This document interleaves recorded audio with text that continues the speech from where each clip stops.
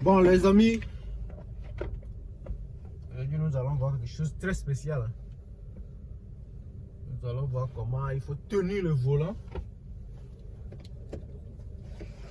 sur la conduite de longue distance. Sur des routes où vous pouvez aller jusqu'à 140.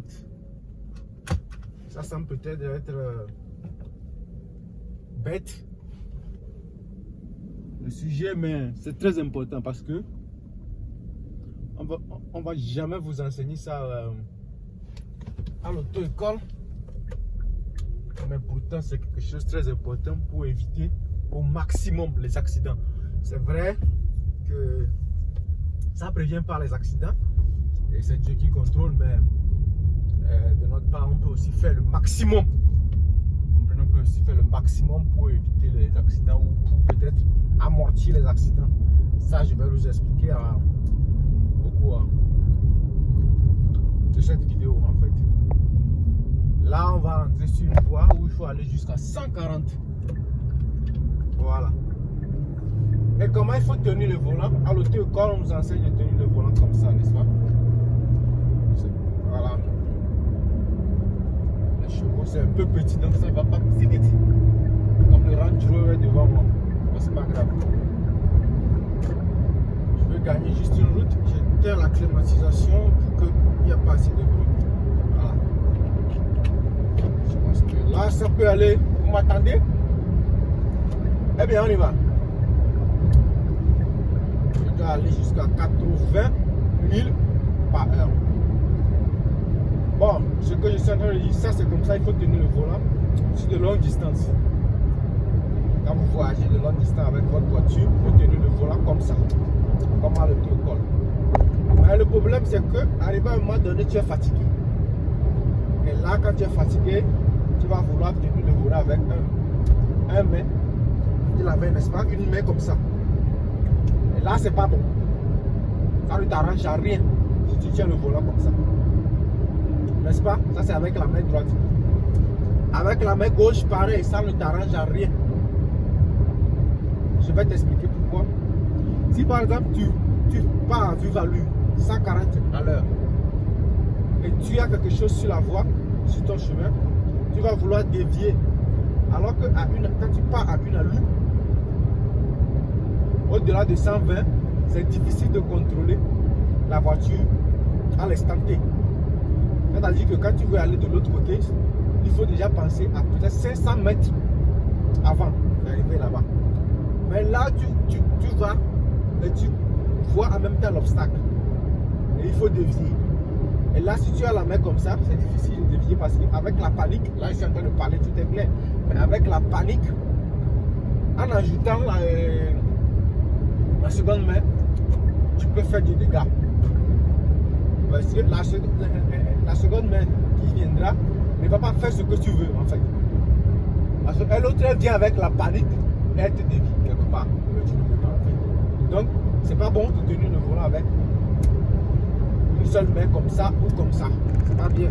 Peut-être dans les agglomérations où tu es à 20 km à l'heure, 60 km à l'heure, ça marche, tu te dis non.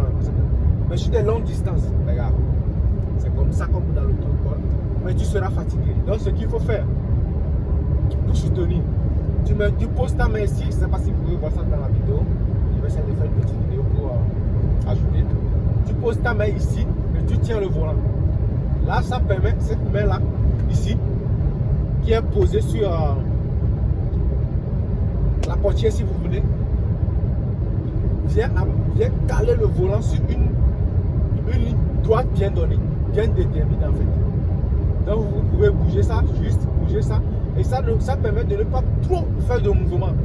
Parce que quand la main est bien calée ici, tu ne peux pas trop faire de mouvement en fait. Imaginez, je vais aller à ce niveau. Pac, je mets mon clignotant. Vous voyez un peu. Je ne peux pas faire plus que ça. Je ne peux pas tourner le volant plus que ça parce que ma main est bien calée ici. Et donc là, c'est bien comme ça. Et vous posez votre seconde main ici pour soutenir cette main là ici. Donc au cas où vous trouvez l'obstacle en même temps, soit par foncer sur l'obstacle en maintenant bien le volant, c'est-à-dire l'obstacle qui est peut-être en bas, peut-être votre pneu, ça peut peut-être causer la crevaison pour votre pneu, mais ce n'est pas grave. Vous comprenez? Jusque-là, ce n'est pas grave. Là, peut-être vous marchez sur le truc, c'est un pneu déjà, un pneu de grosses véhicules qui est, de gros véhicules pardon, qui est sur la voie, et vous marchez dessus, vous avez un pneu qui est crevé. Là, vous avez votre pneu comme ça vous permet toujours de contrôler et vous ralentissez jusqu'à ce que vous garez.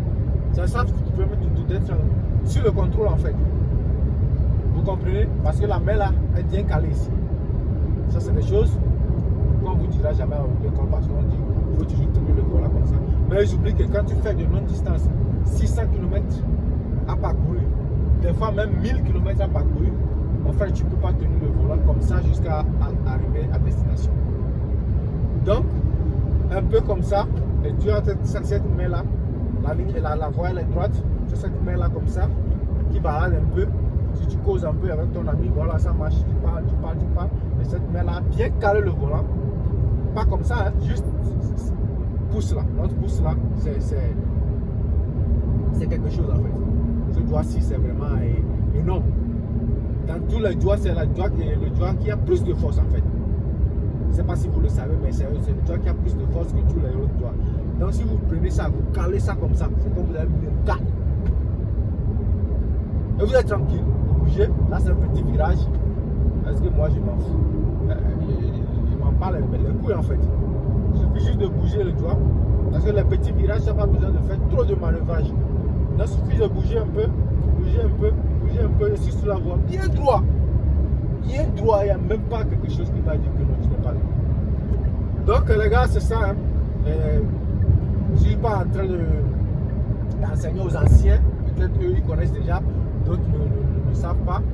Mais quand vous voyez souvent les gens conduire avec la main comme ça, ne pensez pas que non, ils sont en train de faire du show ou quoi que ce soit.